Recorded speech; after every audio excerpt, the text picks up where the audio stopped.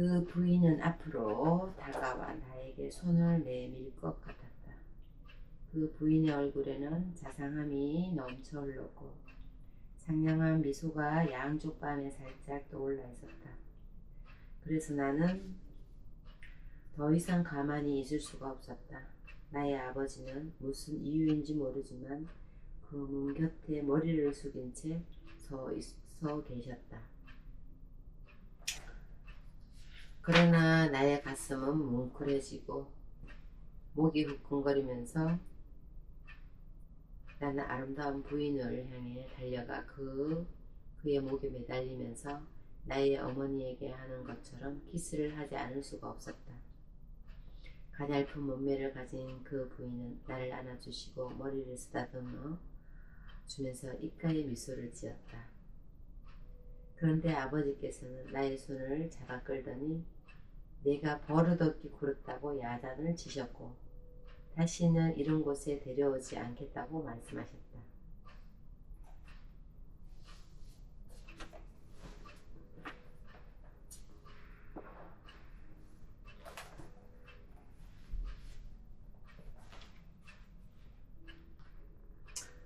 나는 머릿속이 뒤죽박죽이 되고 혈관의 피가 거꾸로 솟아오르는 것 같았다.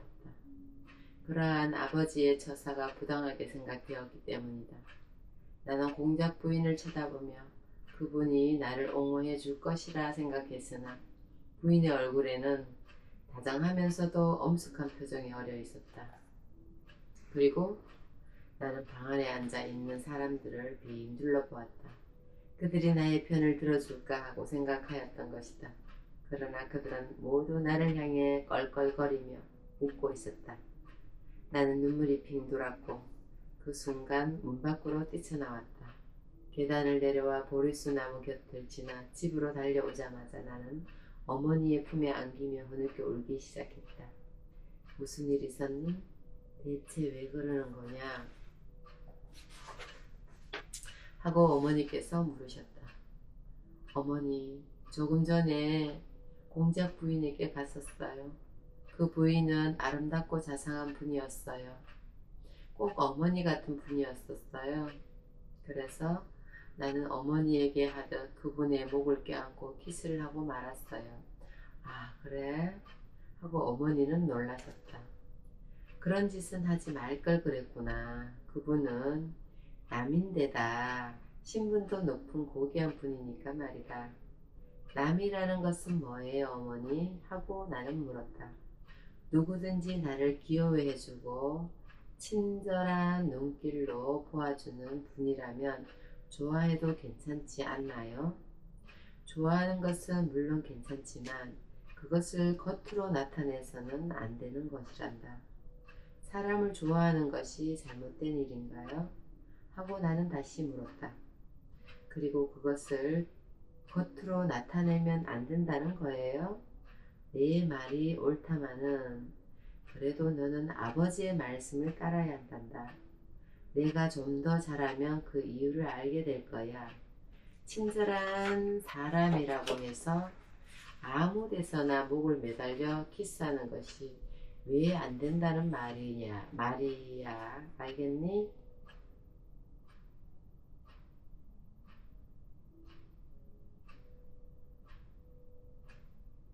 친절한 사람이라고 해서 아무 데서나 목에 매달려 키스하는 것이 왜 안 되는지 말이야. 알겠니? 그날은 참 우울한 날이었다. 아버지께서는 집에 돌아오셔서도 내게 버릇이 없다고 말씀하셨다. 밤이 되어 어머니는 나를 침대에까지 데려다 주셨고 나는 기도를 드렸으나 좀처럼 잠이 오지 않았다. 그리고 좋아해서는 안 된다는 그 남이라는 것이 도대체 무엇일까 하는 생각이 머리를 떠나지 않았다. 가냘프기 짝이 없는 인간의 마음이여, 봄도 다 가기 전에 너의 잎은 떨어지고 날개의 깃털까지 뽑히는구나. 인생의 새벽놀이 닫힌 마음의 문을 열면 사랑의 향기가 내면으로부터 풍겨나온다. 우리는 혼자서 혼자 서고 걷는 법을 배우고 말하는 법을 배우고 그리려는 것을 배운다. 그러나 아무도 우리에게 사랑을 가르쳐 주지는 않는다. 사랑이란 우리의 생명처럼 날 때부터 지니고 나온 것이다.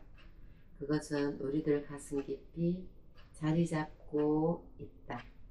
하늘에 있는 천체들이 서로 당기고 서로 이끌며 영원한 인력의 법칙에 의하여 서로 결합하는 것과 마찬가지로 하늘의 영혼이라 할 수 있는 인간의 마음도 서로 이끌리고 이끌며 영원히 사랑의 법칙에 의해 결합하게 되는 것이다.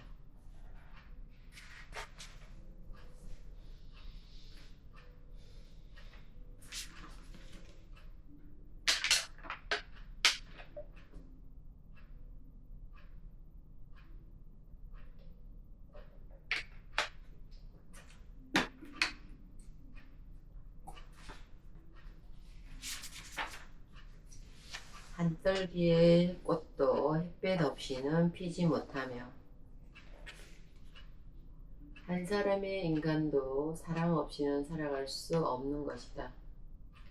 또 다른 세계의 냉혹한 바람이 어린아이의 가슴에 불어올 때 어머니의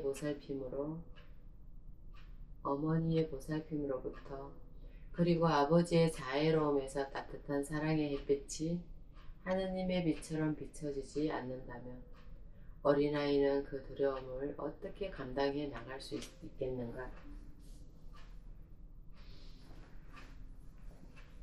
그때 어린이의 눈에 비치는 동경의 세계는 한없이 맑고 깨끗한 사랑의 세계인 것이다.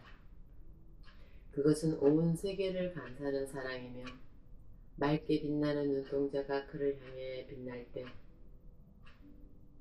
타오르는 사랑이며 소리의 목소리를 들을 때 기쁨이 넘쳐 흐르는 사랑이다. 그것은 옛날부터 수치를 잴 수 없는 사랑이며 어떠한 측량기구로도 깊이를 잴 수 없는 샘물의 원천지이며 아무리 퍼내어도 바닥이 마르지 않는 사랑의 샘물인 것 같다. 샘물인 것이다. 그럼 일어났어? 그리고 사랑을 아는 사람이라면 사랑에는 척도라는 것이 없다는 것. 구름이 너를 안고 책을 읽을 수 있을까? 구름이를 안고 책을 읽을 수 있을까? 따뜻한 구름이가 좀 앉아줘. 그래. 아유, 따뜻하네 구름아. 같이 볼까 책?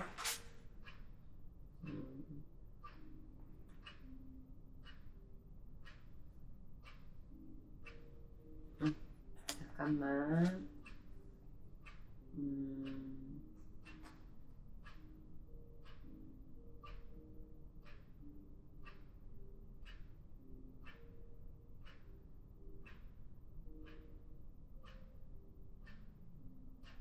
아무리 변해와도 바닥이 마르지 않는 사랑의 샘물인 것 같다. 소리의 목소리를 들을 때 기쁨이 넘쳐 흐르는 사랑이다. 그것은 옛날부터 수치를 잴 수 없는 사랑이며 어떠한 측량기구로도 깊이를 잴 수 없는 샘물이며 샘물의 원천지이며 아무리 편해와도 바닥이 마르지 않는 사랑의 샘물인 것이다. 그리고 사랑을 하는 사람이라면 사랑에는 척도라는 것이 없다는 것. 다만 사랑을 하려면 온몸과 마음을 다해 고스란히 바쳐서야 진정한 사랑이라 할 수 있다는 것을 알아야 한다.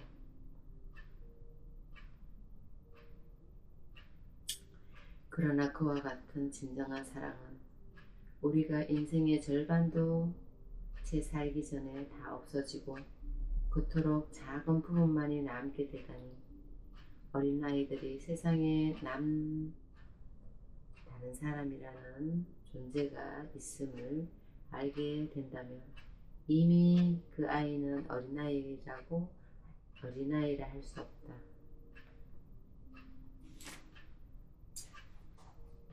사랑의 셈은 시간이 지나면 뚜껑이 닫혀지듯 어디엔가 파묻혀버린다. 그들의 눈은 빛을 잃어버리고 시끄러운 이 세상을 우울하고 피곤한 얼굴로 서로 모르는 채 지나가 버리는 것이다. 버리게 되는 것이다. 그리고 우리는 거의 인사를 나누지도 않는다. 인사를 했다가 거절당하면 마음이 상하게 된다는 것을 알고 있기 때문이다. 또 인사를 하고 악수까지 한 사람과 헤어지지 않으면 안 될 때 마음이 얼마나 쓰라린가를 알기 때문이다. 그러면 영혼의 날개는 그 빛을 잃어버리고 꽃잎은 떨어져 시들고 마를 날이 없을 것 같은 사랑의 샘에는 겨우 몇 방울의 물만 남아 우리 혀를 조금 적셔줄 뿐 간신히 목이 타는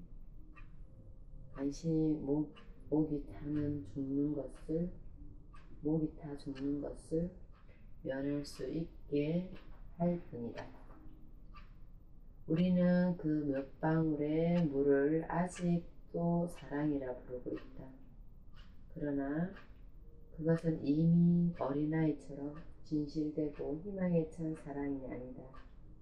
그것은 불안과 고통을 지는 사랑이며 장렬하는 태양이며 불이 이글거리는 듯한 분노이며 따가운 사막 위에 떨어지는 빗방울같이 금세 말라붙는 사랑인 것이다.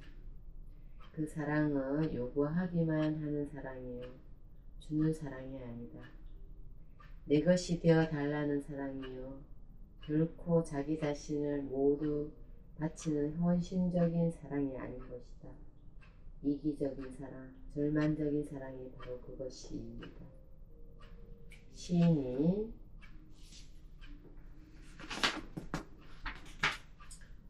노래를 부르고 시를 읊조리는 그런 사랑인 모든 선남 선녀가 바라는 사랑이다. 그 사랑은 활활 타오르자마자 금방 꺼져 버리는 불꽃이며 결코 사람을 따뜻하게 해주는 불꽃은 아니고 연기와 재를 날리기만 할 것이다. 우리 모두는 그와 같은 불꽃을 영원한 사랑의 태양이라고 믿었던 적이 있었다. 그러나 그 빛이 밝게 빛나면 빛날수록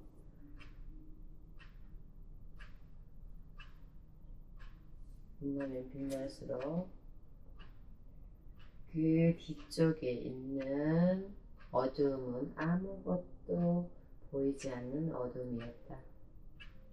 그리하여 주위에 아무것도 없거나 또한 마음 깊이 고독함을 느꼈을 때 많은 사람들이 우리 곁을 스쳐갔지만 혼자 있다는 외로움을 느낄 때 가끔씩 잊어버린 날들이 머릿속에 되새겨 지곤 한다.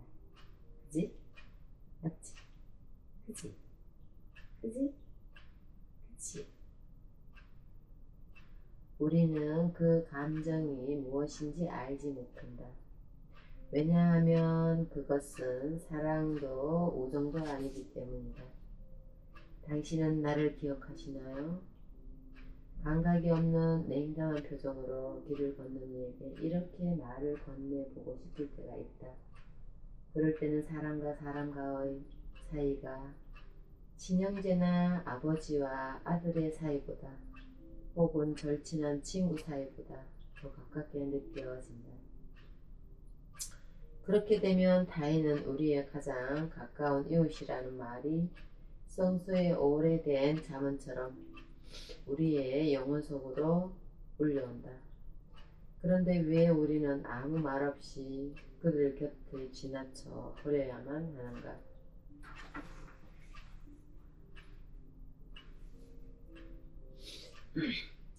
우리는 정말 아무것도 모르며 단지 자연의 심리에 따를 수밖에 없는 것이다. 만약에 기차를 타고 가다가 마주오는 기차가 스쳐 지나갈 때 거기 당신이 아는 사람이 눈인사를 보내거든 손을 들어 뻗어 그대를 지나쳐 흐르듯 지나가는 친구의 손을 잡아 보도록 애쓰라. 그렇게 해보면 이 세상에 똑같이 태어난 인간이 왜 아무 말도 없이 스쳐 지나가면서 살아야 하는가를 이해할 수 있을 것이다. 어느 옛 성인은 이렇게 말했다.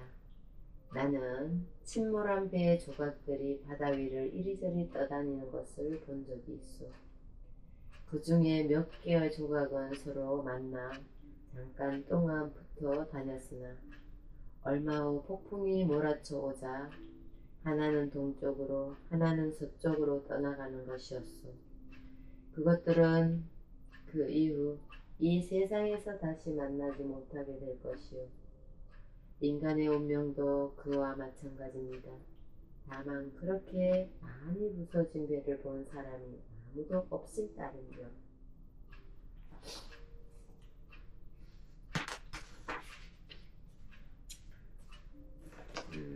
이제 세 번째 추억을 물 한 모금 마시고 또 콜라빌라 하나 먹을까요?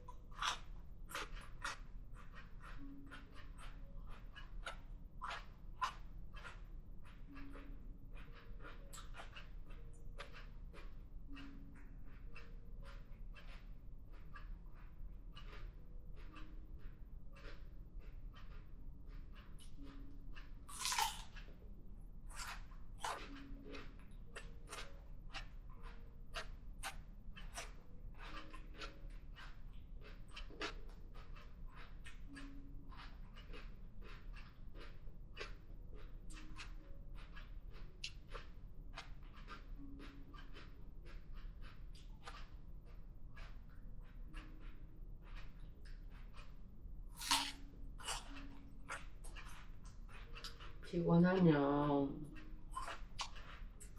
치아들이 아프고 시리잖아. 그 증상이 사라졌어요. 한 2, 3주? 작년 여름에 이제 단순 포진이 왔었는데 엉덩이 부위인데 또 일주일 전인가 단순 포진이 왔었어요. 막 가렵더라고요. 그래서 예수의원 가서 처방을 5일분 처방 받고 물집이 싹 다 사라졌고요. 이제 적응기에 들어갔겠죠. 새로운 일을 한 달 이상을 또 하다 보니까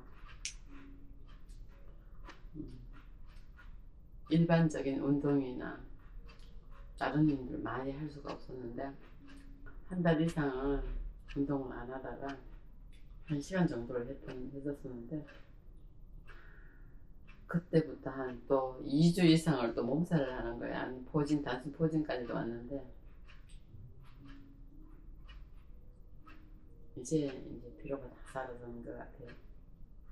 아주 여우는 남아있죠.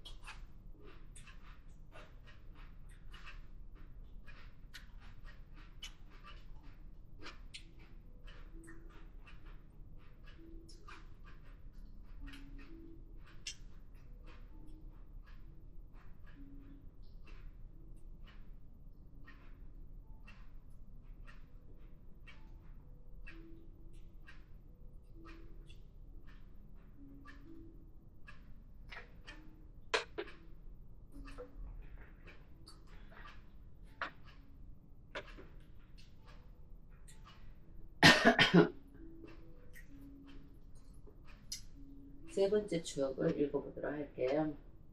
독일인의 사랑. 어린아이의 마음에 새겨진 하늘의 구름은 그리 오래 간직되지 않는다. 잠시 눈물 같은 따스한 비가 내리고 나면 그것은 곧 사라지고 만다. 그래서 어린아이의 마음은 이내 환해지는 법이다. 나는 얼마 지나지 않아 다시 그 성에 올라갔으며 공작 부인께서는 나에게 손을 내밀며 그 손에 입맞춤을 허락해 주었다. 그리고 그분은 그분의 어린 아이들을 데리고 와 나와 함께 놀도록 해주었다. 우리는 마치 오래된 친구처럼 사이좋게 놀았다. 나는 학교에서 돌아와 갈로 열고 나는 그때 이미 학교에 다니고 있었다. 갈로 닫고 그 성에 놀러가도 좋다는 허락을 받았다. 그때는 참 즐거운 시절이었다. 그 성에는 무엇이든지 갖고 싶은 것이 다 있었다.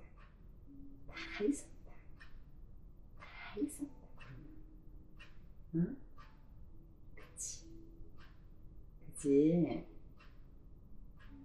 그치.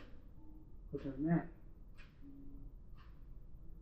거기에는 어머니가 상점의 진열장에 놓여있는 물건을 가리키며 저건 가난한 사람들이 일주일을 살 수 있는 돈을 주어야 할 수 있다고 하시던 값비싼 장난감들이 얼마든지 있었다. 그리고 내가 그 장난감을 가지고 어머니께 보여드리고 싶다고 간청하자 공작 부인이 쾌식나게 해주셨으므로 나는 그것을 가지고 와 어머니께 보여드릴 수도 있었고 며칠씩 집에서 갖고 놀 수도 있었다. 또 성에는 아름다운 그림책들이 많았다. 그것들은 내가 아버지와 함께 책방에서 겨우 구경이나 할 수 있었던 것들이었는데 아버지는 그 어여쁜 그림책은 착한 아이에게만 사주는 것이라고 하였다. 나는 그런 그림책을 마음대로 볼 수 있었다. 그리고 어린 공자들이 가지고 있는 물건은 모두 내 것이나 마찬가지라고 생각했다. 왜냐하면 그 장난감이나 그림책을 내가 원하기만 하면 마음대로 가질 수 있을 뿐 아니라 다른 아이들에게 줄 수도 있었기 때문이다. 그리하여 나는 말 그대로 어린 공산주의자였던 것이다. 언젠가 이런 일이 있었던 것을 기억한다. 공작 부인께서 팔에 차고 있던 금으로 만든 뱀을 우리에게 가지고 놀라고 주신 적이 있었다. 그것은 마치 살아있는 뱀처럼 보였다.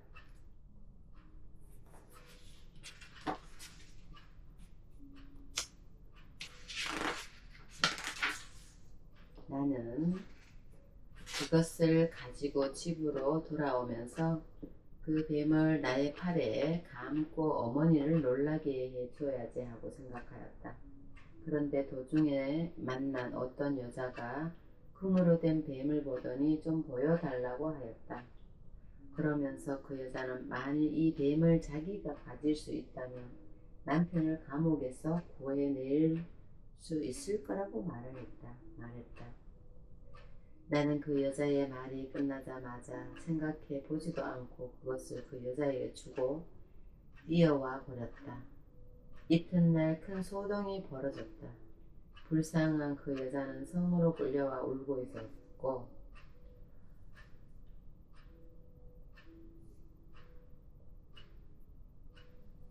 다른 사람들은 그 여자가 팔찌를 훔친 것이라고 말하였다.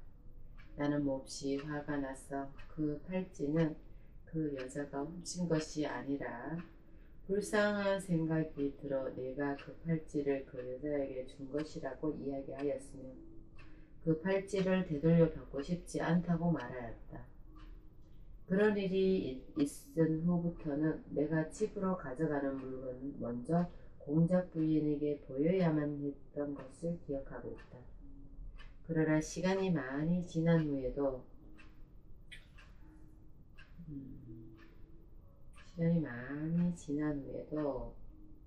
나는 내 것과 남의 것을 구별하는 관념이 생기기까지는 더 오랜 시간이 걸렸다.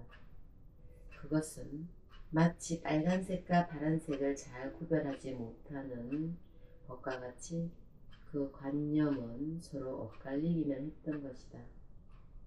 한 번은 나의 친구들에게 웃음거리가 된 적이 있었다.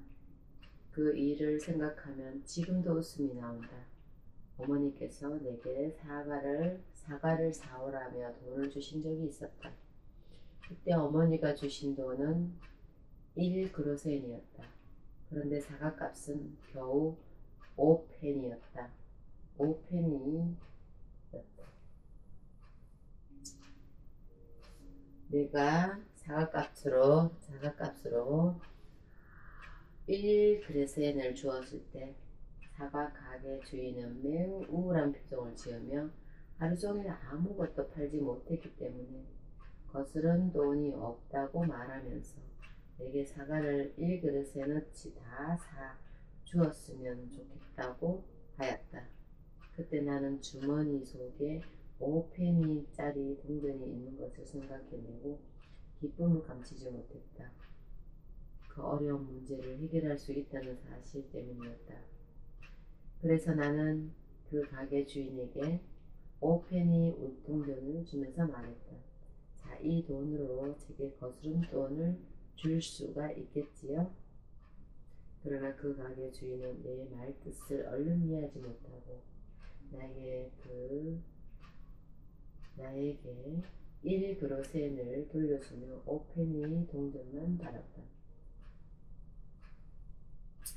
나는 거의 매일 그 성에 있는 나이 어린 공작들과 어울려 놀기도 하고 함께 프랑스어를 배우기도 하였다. 그 시절 나의 기억 속에 떠오르는 하나의 얼굴이 있다. 그 얼굴은 바로 공작의 딸인 마리아 공녀였다. 그녀의 어머니는 그녀를 낳고 얼마 안 되어 세상을 떠났으며 공작은 그 후에 다시 결혼을 하였다고 한다.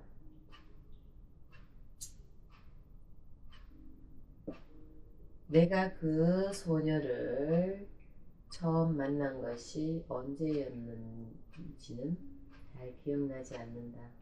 그러나 그 소녀의 기억은 어두움 속에서 밝은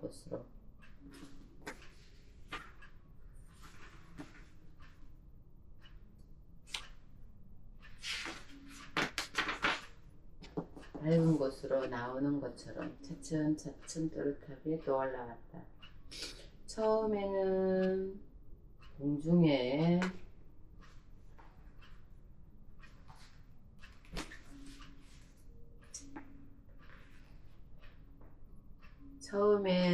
공중에 떠도는 아련한 그림자 같더니 점차 뚜렷해지며 내 곁으로 가까이 다가와서 마침내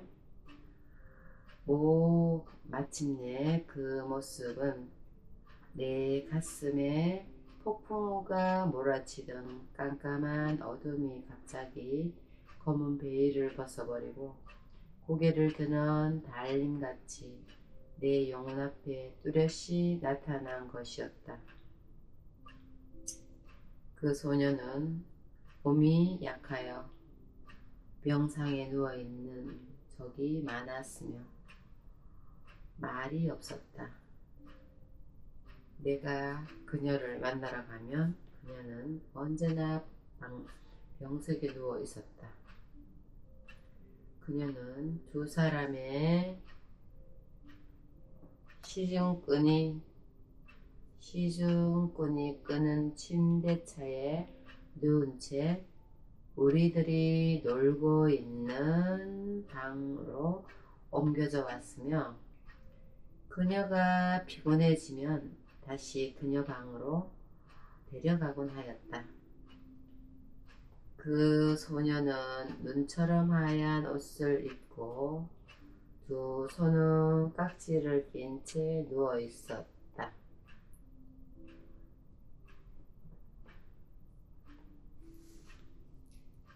얼굴은 가냘프고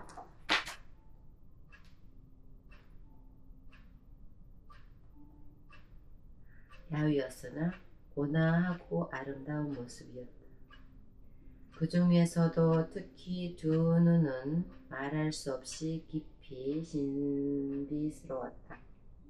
그래서 나는 그녀 앞에 서기만 하면 생각에 잠겨 이런 생각도 역시 남이라고 하는 것일까? 하고 나 자신에게 물어보곤 하였다. 그런 생각에 잠겨 있노라면 그녀는 가끔 손을 들어 나의 머리 위에 얹어 놓았다. 그러면 나는 온몸에 무언가가 찌르르 전해지는 듯한 기분이 되어 움직이지도 못하고 말도 하지 못한 채 그녀의 깊게 빛나는 신비로운 두 눈동자만을 내려다보곤 했었다.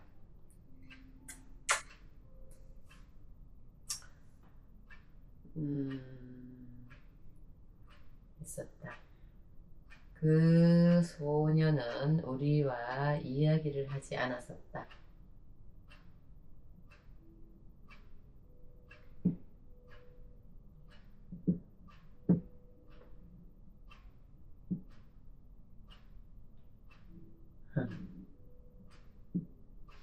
그러나 네가 이쁘잖아. 네가 이쁘잖아. 응?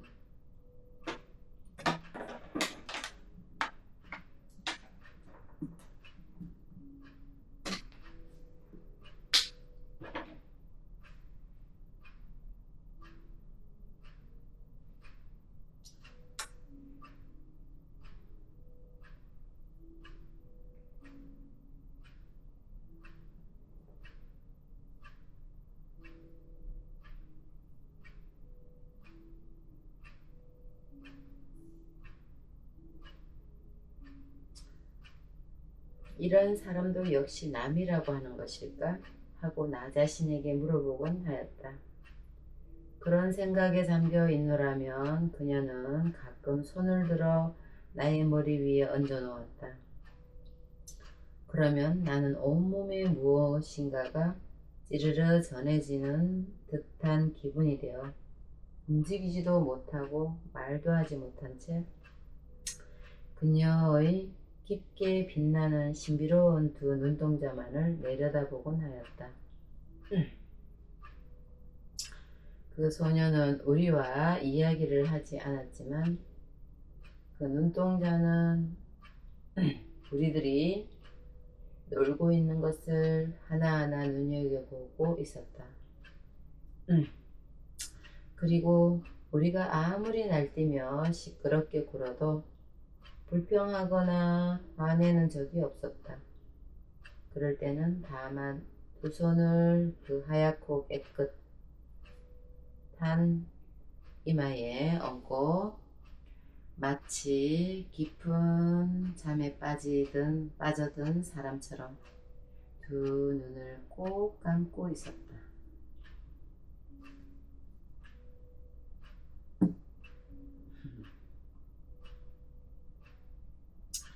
그러나 어떤 때는 몸이 좋아졌다면서 침대에서 몸을 일으켜 앉아있기도 했다. 그때 그녀의 얼굴은 아침 햇살에 물든 것처럼 불그스레했으며 우리와 함께 이야기도 하고 동화를 들려주기도 했었다.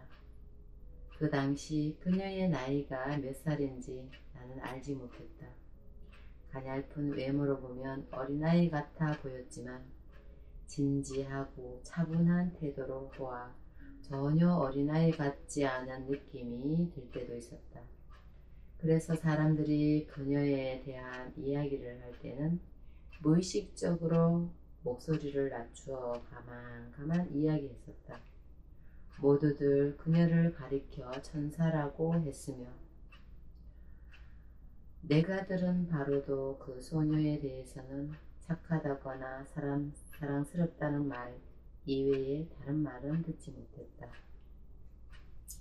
나는 그녀가 말없이 누워있는 것을 보면 너무 가련하고 애처로웠다. 그녀는 평생 동안 걸음을 걸을 수도 없고 일을 할 수도 없고 아무런 기쁨도 느끼지 못하고 영원한 안식처로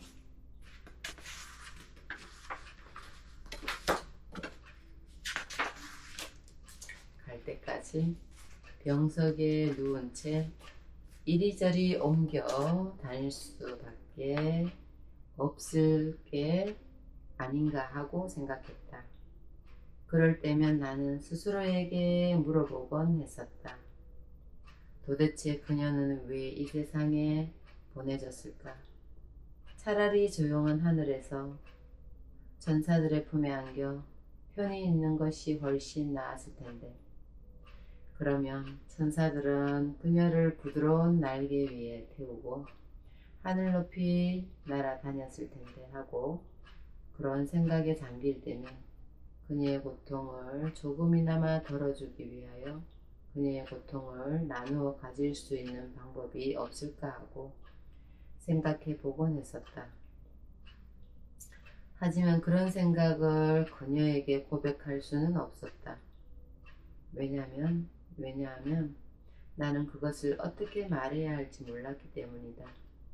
내가 느낀 것이란 다만 내가 그녀에게 달려들어 목을 껴안아서는 안 된다라는 것뿐이었다. 그러한 것은 그녀에게 고통을 주는 일밖에 안 되었다. 그렇지만 나는 마음 깊은 곳에서부터 그녀가 고통에서 헤어날 수 있도록 정성을 다해 기도를 올릴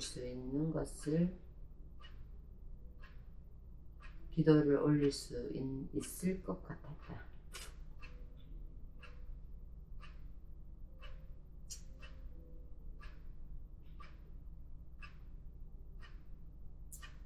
어느 따뜻한 봄날이었다. 그날도 그녀는 다른 때처럼 우리들이 놀고 있는 방으로 왔다. 그녀의 얼굴은 여느 때보다 더 창백해 보였다. 그러나 눈동자만은 한층 더 깊고 맑게 빛나고 있었다. 그녀는 침대에서 일어나 앉으며 우리들을 자기 곁으로 오라고 하였다. 그리고 그녀는 얘들아, 오늘은 내 생일이란다. 그래서 아침 일찍 견신례를 드리고 왔어.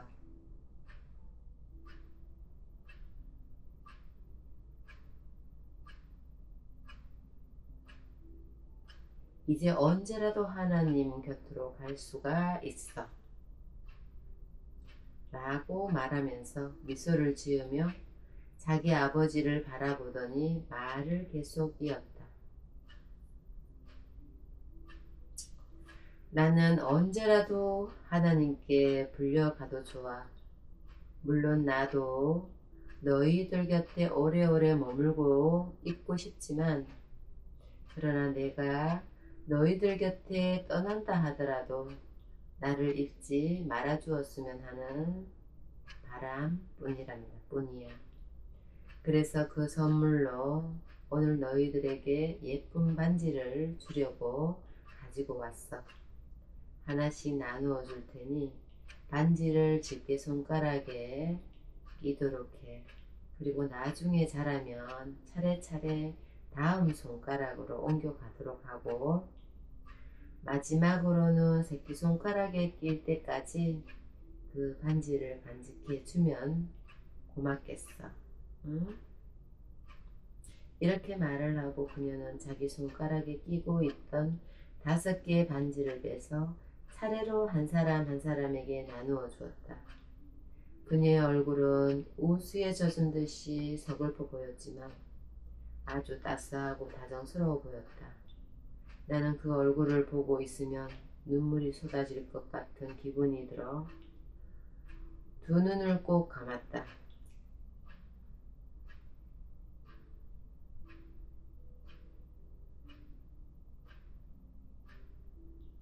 그녀는 첫 번째 반지를 제일 큰 남동생에게 주며 그에게 입맞춤을 하였다. 그리고는 두 번째와 세 번째 반지는 두 공녀에게, 그리고 네 번째 반지는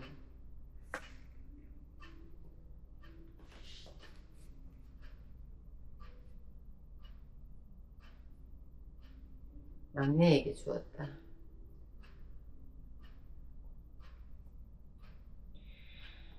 물론 반지를 줄 때마다 입맞춤을 해주었다. 나는 그 옆에 선 채 움직이지 않고 그녀의 하얀 손을 바라보고 있었다. 그녀의 손가락에는 마지막 한 개의 반지가 남아 있었다. 그러나 그녀는 침대에 몸을 뉘었다. 그리고 지쳐 있었던 것이다. 그리고 나의 눈이 그녀의 눈과 마주쳤다. 어린아이의 눈은 입보다 더 확실하게 말을 하는 법이었어. 그녀도 나의 마음속에 있는 생각을 잘 알아차린 것 같았다. 나는 물론 마지막 남은 반지를 갖고 싶은 마음은 없었다. 그리고 나는 그녀와 형제도 아니었고 또한 그들 속에 섞여 있는 친지도 아니었다. 나는 그녀의 형제나 자매들보다 사랑을 적게 받고 있다는 것을 알 수 있었다.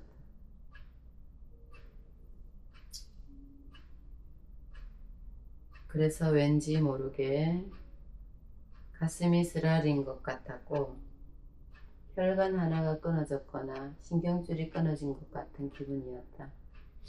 나는 그 고통을 감추기 위해서 시선을 어디에 두어야 할지 당황스러울 뿐이었다.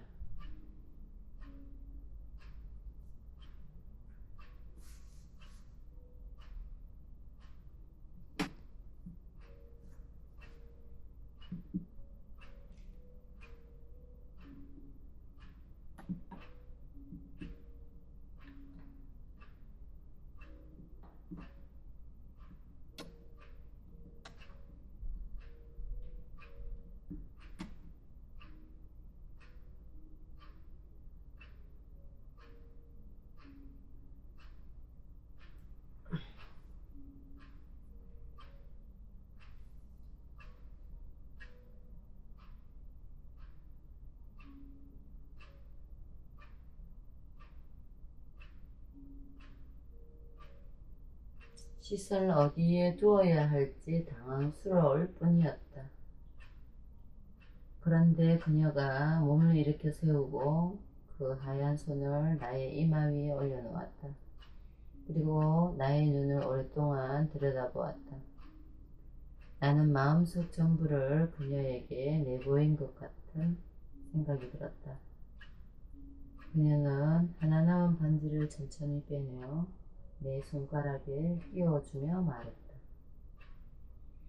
이 반지는 내가 너희들과 작별 인사를 할 때 그냥 끼고 가려 했던 거야. 그러나 내가 이걸 가지고 가는 것보다 내가 세상을 떠난 후 나를 생각할 수 있다면 더 좋을 것 같았어. 여기 이 반지에 새겨진 말을 읽어봐. 하나님의 뜻에 따라 라고 쓰여 있단다. 너는 격하면서도 부드러운 성격을 가지고 있으니 이 세상을 살아가면서 그 성격을 잘 조화시켜 거친 면을 좀 고쳤으면 좋겠어.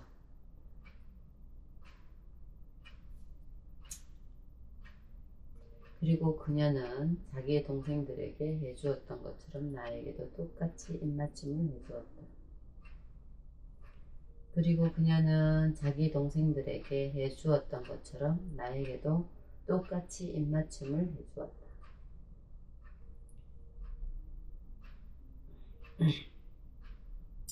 그때 나의 마음에 어떤 감정이 일어났었는지는 뚜렷하게 기억나지 않지만 많은 동요가 일었던 것 같다.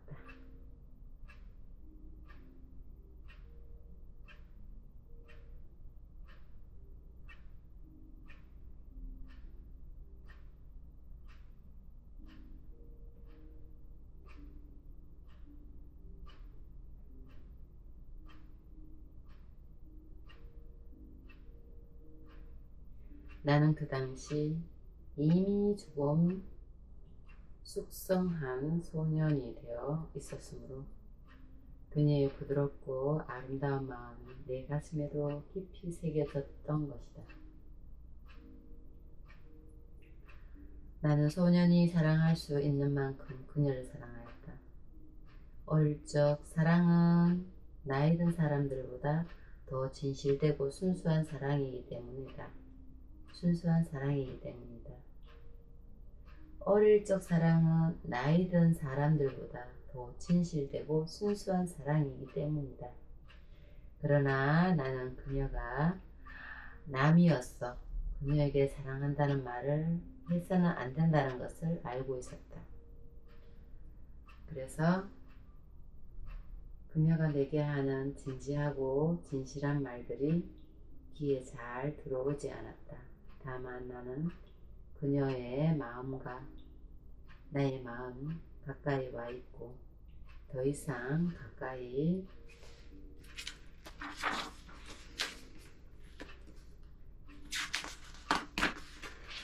올 수 없을 만큼 가까워졌다는 것을 느꼈다. 그래서 섭섭하던 기분이 사라졌고 이제는 고독하거나 낯설지 않았으며 더 이상 혼자라는 것을 느끼지 않았다. 나는 이제 그녀의 곁에 있으며 또 그녀의 마음속에 함께 있다는 것을 느꼈다. 그리고 그녀가 내게 반지를 주었다는 것은 그녀로서는 희생이었으며 그녀가 그 반지는 무덤까지 가지고 가고 싶었을 것이라는 생각이 들었다. 그 순간 가슴속에 뭉클한 감정이 치밀어 올랐다. 그 감정은 다른 모든 생각을 압도하였고 나는 머뭇거리며 이렇게 말하였다. 이 반지를 내게 주고 싶거든. 내가 그냥 가지고 있어. 무엇이든지 너의 것은 곧 나의 것이니까. 그녀는 잠시 놀란 듯이 나를 바라보았다. 그리고 생각에 잠기는 것이었다. 그러더니 그녀는 반지를 도로 받아들고 자신의 손가락에 끼고는 다시 한번 나의 이마에 입맞춤을 해주면서 낮고 차분한 목소리로 속삭이듯 이렇게 말했다. 너는 내가 무슨 말을 하고 있는지 아직 잘 모르고 있어. 이제 자라면 알게 되겠지? 그러면서 너도 행복해질 것이고 또 허허허 고놈아 책 땡길게. 자 앉아서 책을 막았으면 나 못 읽잖아. 행복해질 것이고 또 많은 사람들에게 행복을 줄 수도 있을 거야. 이거 책에 앉아버렸어요. 이거 책에 앉아버렸어요.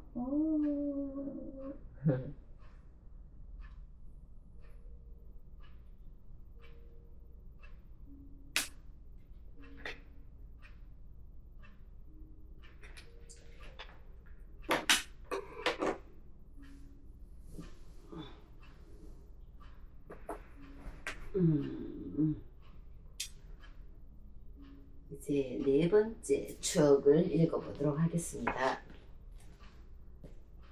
책에 눕지 마. 책 읽을 건데 누워버리면 어떡해. 응? 네 번째 추억. 일생을 살아가노라면 어떤 때는 포플러 나무가 안아줄까? 그래? 안아볼까? 안아볼까? 어떻게 이렇게 안아볼까?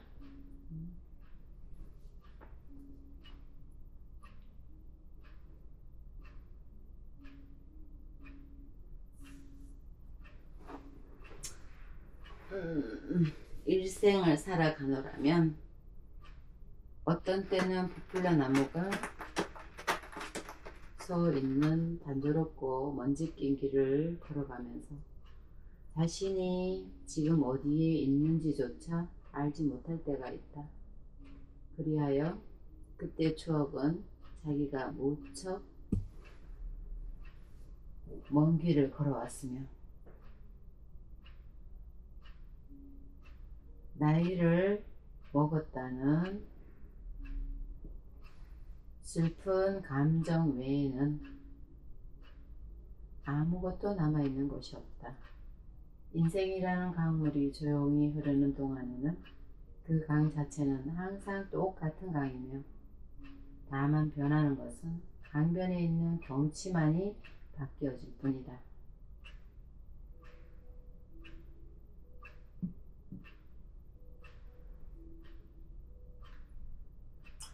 그러나 때로는 폭포수 같은 시기가 닥쳐올 때도 있다. 그런 것들은 언제까지나 기억 속에 오래 남아있다. 우리들은 멀리 그것을 떠나 고요하고 영원한 바다로 차츰 다가서고 있는 도중에도 마치 멀리서 그 폭포수가 쏟아지고 폭음이 울려오는 것만같이 느끼기도 한다. 그뿐만 아니라 지금의 우리를 지탱시키고 추진시켜 나가는 생활력까지도 여전히 그 폭포수에서 근원적인 힘과 정열을 얻고 있다는 사실을 알아야 할 것이다.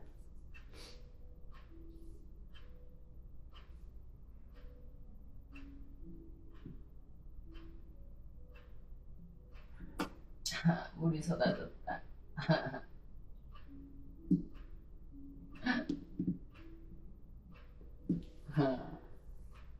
맞지?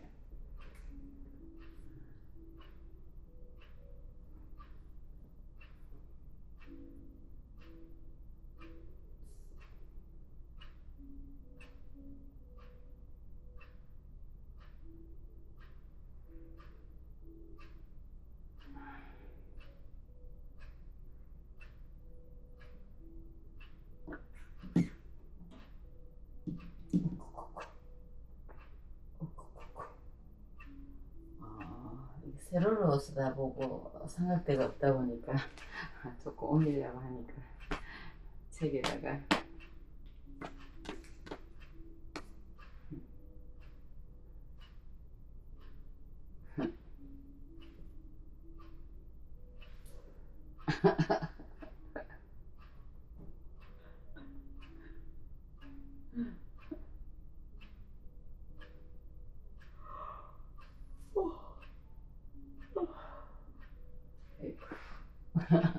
거기 고래 입고 싶었어. 고래 입고 싶었어.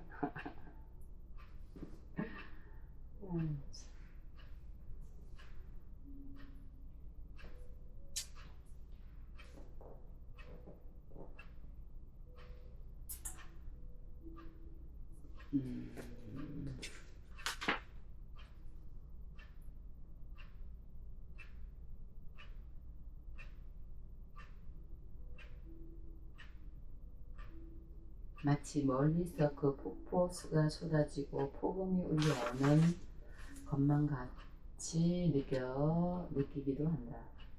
그뿐만 아니라 지금의 우리를 지탱시키고 추진시켜 나가는 생활력까지도 여전히 그 구포수에서 근원적인 힘과 정열을 얻고 있다는 사실을 알아야 할 것이다.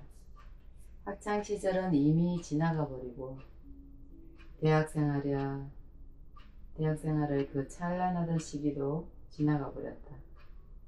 그리고 인생의 아름답던 꿈도 거의 사라져 버렸다. 그러나 단 한 가지 아직도 머릿속에 남아있는 것은 하나님과 인간에 대한 믿음뿐이다.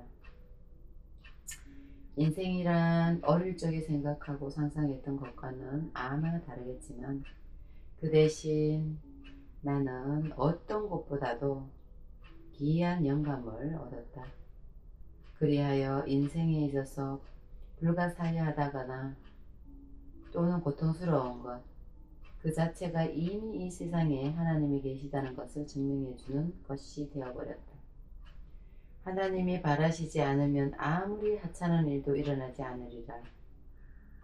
이 말 한마디가 지금까지의 삶에서 얻은 지혜였던 것이다. 나는 여름방학이 되자 고향으로 돌아왔다.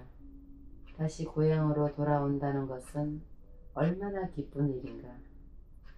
그것을 설명할 사람은 아무도 없으나 재발견, 그리고 추억을 확인하는 것은 모든 기쁨과 즐거움 가운데 으뜸이라 할 수 있다.